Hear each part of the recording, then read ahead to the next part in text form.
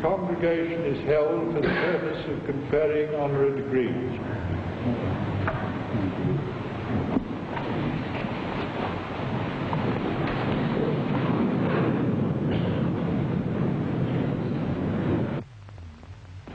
Mr. Chancellor,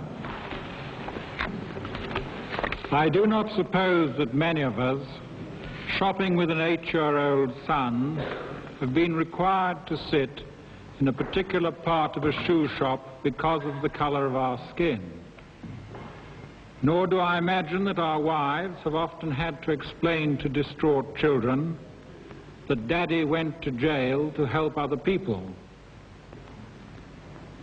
Never before has this university, or its parent university at Durham, honored an American Negro, and it is all the more fitting, therefore, that we should meet today to recognize the creative achievement of one whose contribution to furthering the brotherhood and dignity of man are amongst the most significant in the modern world.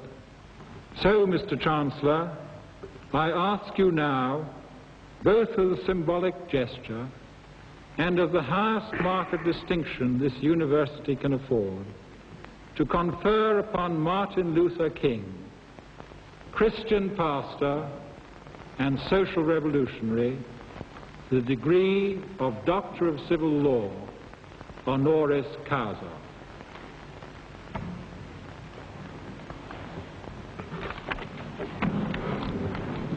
By the authority of this university, I confer upon you the degree of Doctor of Civil Law, honoris causa.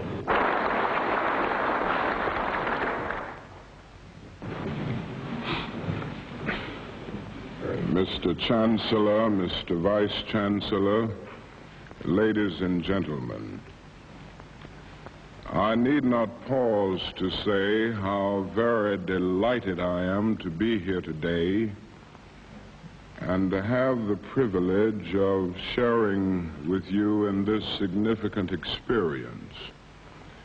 Words are certainly inadequate for me to express my deep and genuine appreciation to the University of Newcastle for honoring me today in such a significant way. And I can assure you that your honoring me today in this very meaningful way is of inestimable value for the continuance of my humble efforts.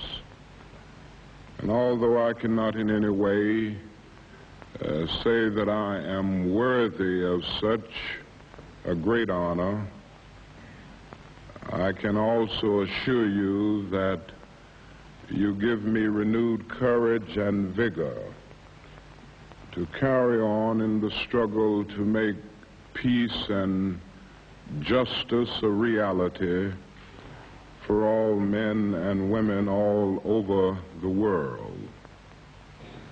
In honoring me today, you not only honor me, but you honor the hundreds and thousands of people with whom I have worked and with whom I have been associated in the struggle for racial justice.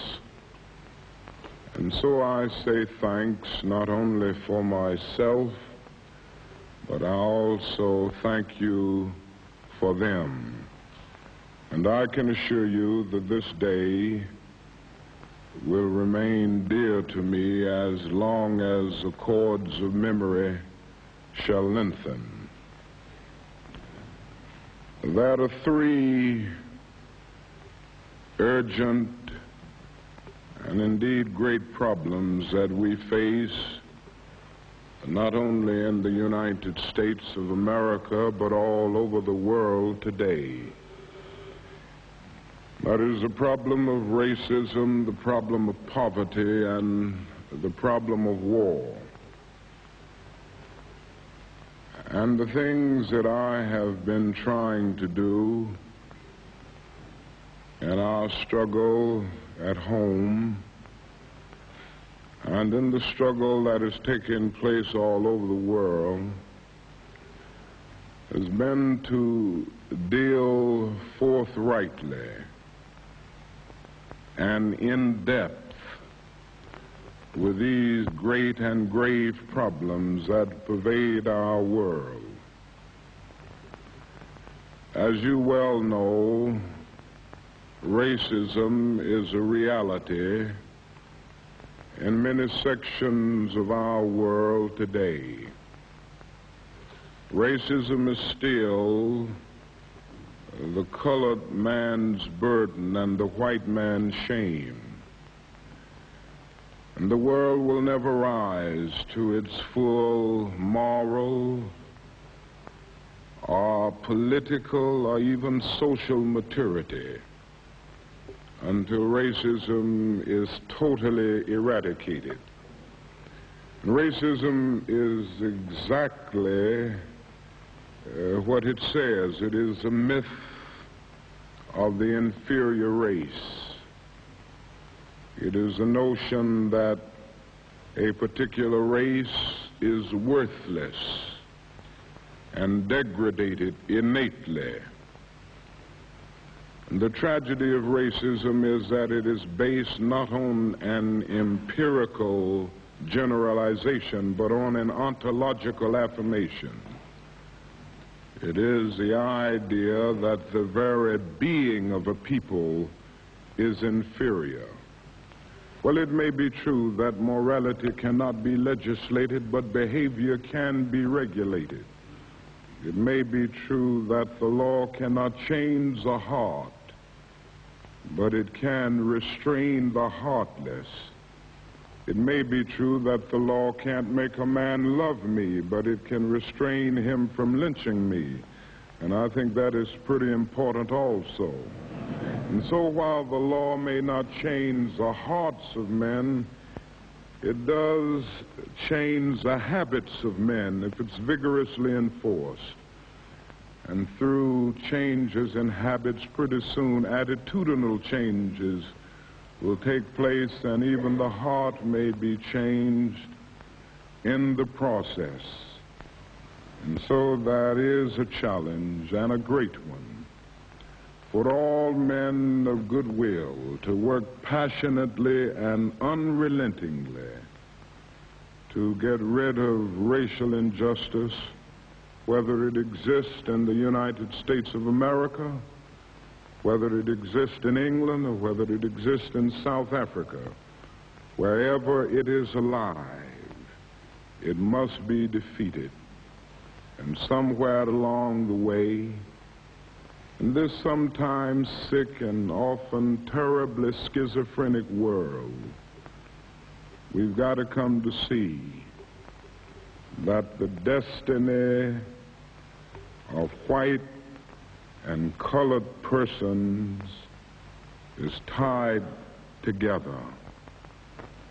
In a real sense, we are caught in an inescapable network of mutuality. And finally, there can be no separate black path to power and fulfillment that does not intersect white roots, and there can be no separate white path to power and fulfillment short of social disaster that does not recognize the necessity of sharing that power with colored aspirations for freedom and human dignity. With this faith, we will be able to transform the jangling discords of our nation and all of the nations of the world into a beautiful symphony of brotherhood, and speed up the day when all over the world justice will roll down like waters and righteousness like a mighty stream. Thank you.